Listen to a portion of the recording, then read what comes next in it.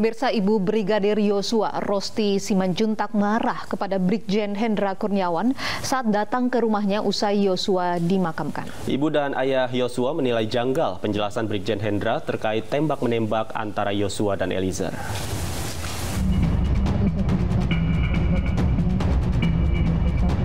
Ibu Brigadir Yosua, Rosti Simanjuntak emosi saat rombongan polisi yang dipimpin Brigjen Hendra Kurniawan datang ke rumahnya usai Yosua dimakamkan. Kala itu Hendra menjelaskan kronologi tembak-menembak antara Brigadir Yosua dengan Barada Eliezer di rumah dinas Verdi Sambo di Duren 3, Jakarta Selatan. Amarah Ibu Yosua pun meletup. Ibu Yosua kesal saat Hendra menyebut tidak ada CCTV di rumah Sambo. Hal ini disampaikan ayah dan ibu Yosua saat bersaksi di Pengadilan Negeri Jakarta Selatan Rabu siang. Kehadiran rombongan Pak Hendra bersama rombongan yang lainnya yang berpakaian sipil atau penyidik dari Bareskrim, mereka menyuruh kami untuk mengetahui bukti itu harus datang ke Jakarta.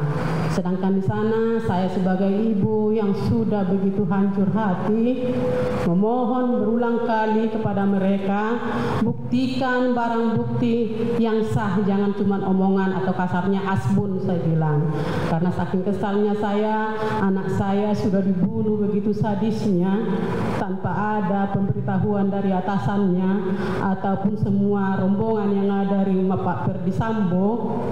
Karena kami pernah menghubungi mereka, langsung nomor kami diblokir yang ada di rumah itu. Jadi saya sebagai ibu yang kehilangan anak, memang saya langsung marah. Kamu seorang jenderal, tidak usah banyak bicara. Karena saya yang melahirkan anakku, saya yang mendidik anakku, dan saya yang membesarkan anakku. Saya tahu dengan karakter anakku. Dalam sidang pemeriksaan saksi hari ini duduk sebagai terdakwa Kuat Ma'ruf dan Ricky Rizal. Sejumlah anggota keluarga Yosua hadir memberi kesaksian. Tim Liputan iNews melaporkan. Pemirsa, kekasih Brigadir Yosua Huta Barat mengatakan Yosua sempat diancam akan dibunuh sehari sebelum dieksekusi. Yosua dituduh menyakiti Putri Chandrawati oleh Kuat Ma'ruf. Keterangan itu disampaikan Yosua melalui percakapan teleponnya dengan kekasihnya Vera Simanjuntak. Jadi tanggal 7 Juli 2022 mendiang menelepon saya melalui telepon suara via WhatsApp sekitar jam 20 malam. Jadi saya kebetulan dinas malam, terus saya mendapat satu panggilan tak terjawab. Kemudian dia menelepon lagi tapi terputus. Terus tiba-tiba langsung terdaftar 4 panggilan tak terjawab, padahal tidak ada masuk telepon itu, tapi tiba-tiba terdaftar. Setelah itu dia menelepon lagi jam setengah 9 malam. Saya angkat. Lagi di mana, Dek? Dia bilang gitu. Lagi dinas malam, Bang. Kenapa? Kurang ajar, dia bilang gitu. Karena saya mendengar ada kata-kata kurang ajar, jadi saya banyak teman-teman dinas, saya mencari tempat yang nyaman untuk berbicara. Terus setelah itu saya tanya lagi, kenapa tadi, Bang? Kurang ajar orang ini, dia bilang gitu. Kurang ajar gimana? Dia bilang. Ibu sakit, aku dituduh bikin ibu sakit, dia bilang gitu. Sakit apa? Nggak tahu saya, dia bilang gitu. Terus aku diancam, dia bilang gitu. Diancam kayak mana? Saya bilang. Berani kau naik ke atas, ku bunuh kau, dia bilang gitu. Siapa yang ngancam? Saya bertanya. Squad di sini, dia bilang. Emangnya abang ngapain ibu? Saya bilang. Abang ada pukul ibu? Saya bertanya seperti itu karena tidak masuk akal, yang mulia.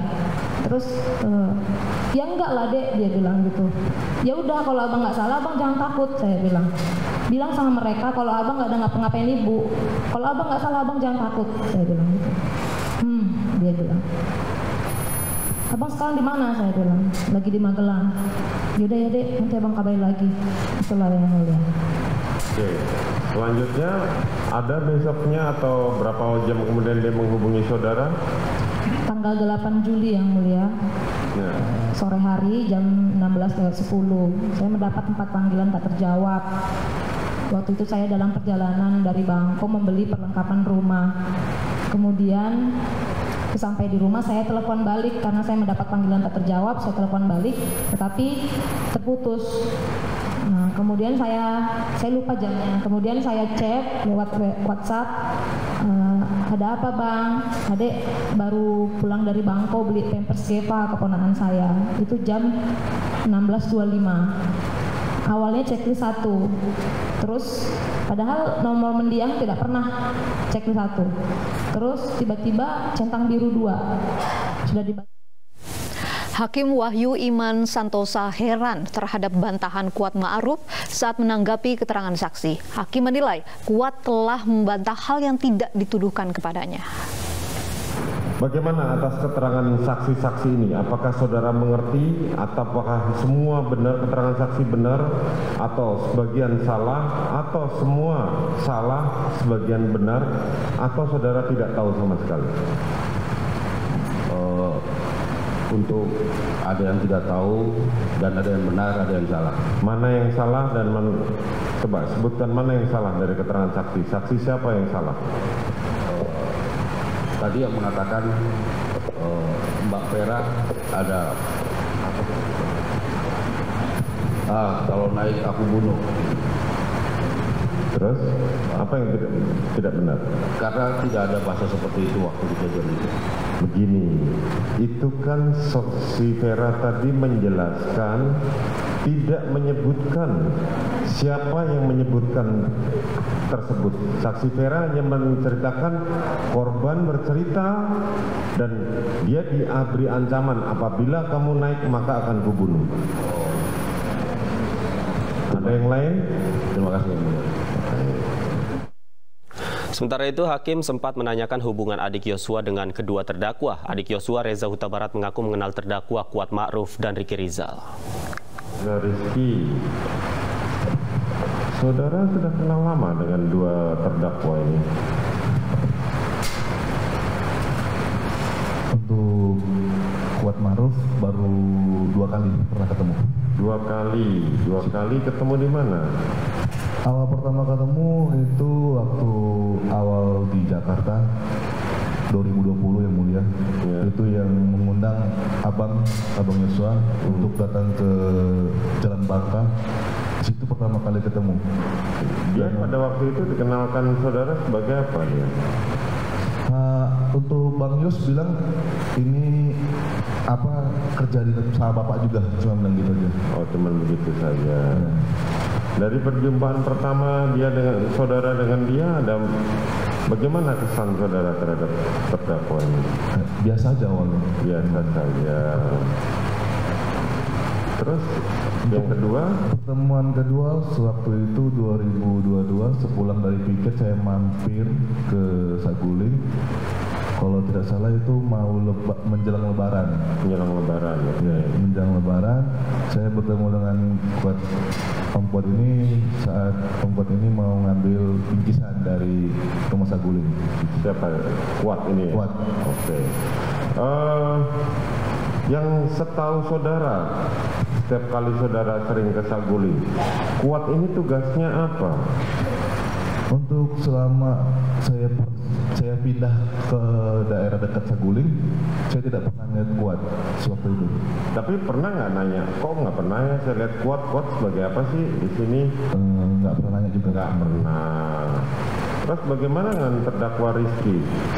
Untuk Bang Ricky kenal yang mulia. Kenal di mana saudara? Kenal di Saguling. Kenal di Saguling. Apakah pertemuan saudara cukup intens dengan saudara Ricky ini dibanding dengan saudara Daden, saudara Romel yang kemarin? Lumayan sering ketemu di Saguling yang mulia. Lumayan sering ketemu di Saguling. Dia ini sebagai apa saudara Ricky ini? Saya juga kurang tahu karena saya juga tidak menanyakan yang mulia. Tidak menanyakan. Apakah saudara tahu bahwa dia ini